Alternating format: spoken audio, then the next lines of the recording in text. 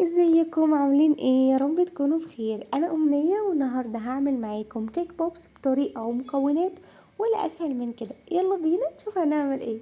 عندي هنا قالب شوكولاتة 200 جرام. انا استخدمت شوكولاتة غامقة علشان سكرها بيبقى اقل شوية. اما اذا انتم ما عندكوش مشكلة مع السكر الزيادة تقدروا تستخدموا اي نوع شوكولاتة تاني انتم بتحبوه. بسيح اما على حمام مائي ان انا بحط حاجه فيها ميه على النار وعليها البوله ما تبقاش لامسه الميه، وبحط فيها الشوكولاته وبفضل اقلب فيها من تحت لفوق علشان الشوكولاته ما تتحرقش معايا لحد ما بتسيح. الطريقه التانية بحطها في الميكرويف 30 ثانيه، بخرجها برضو بقلبها من تحت لفوق علشان ما تتحرقش. ولو لقيتها خلاص ساحت هي بتبقى كده تمام. لو لقيتها محتاجه تدخل تاني الميكرويف بدخلها 10 ثواني وبخرجها بص عليها. هي اخدت معايا بالظبط 40 ثانية في الميكرويف. خرجتها وقلبتها وكان قوامها مظبوط. حطيت عليها معلقتين زيت وقلبتهم مع بعض وسبتهم على جنب.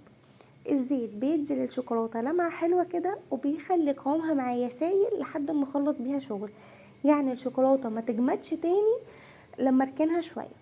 عندي هنا بقى بواقي كيك، يعني انا ما بعملش للوصفة دي كيك مخصوص. لما يبقى عندك باقي كيك في التلاجة اي نوع كيك، انا كان عندي باقي كيك من كيكة المانجا اللي عملتها معاكم وقطعة كده كيك شوكولاتة، حطيتهم مع بعض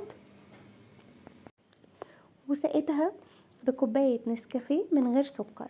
يعني حطيت معلقة نسكافيه عليها مية سخنة وقلبتهم بس كده. تقدروا تسقوها بأي حاجة تانية، تقدروا تسقوها بلبن، بأي نوع عصير انتم بتفضلوه، بلبن، بنسكافيه، بمية حتى. بس انا جربت الوصفة دي بكذا طريقة قبل كده ودي احلى طريقة فيهم. بفضل بقى اعجن فيها لحد ما تبقى معايا عجينه ما بتلزقش ومش مفروله. وانتم شغالين فيها لو لقيتوها محتاجه سوائل تاني حطولها لحد ما تبقى معاكم بالشكل ده. بس كده بكورها بقى.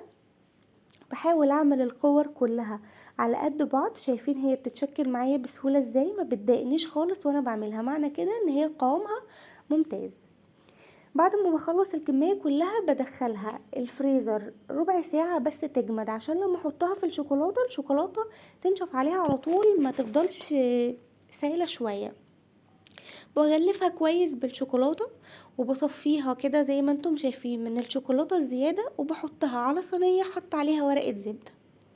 لما بخلص الكمية كلها بروح مدخلها تاني التلاجة، بتقعد بالكتير ساعة في التلاجة وبس. هي بتبقى كده جاهزة عندي على الاكل. شايفين شكلها حلو ازاي؟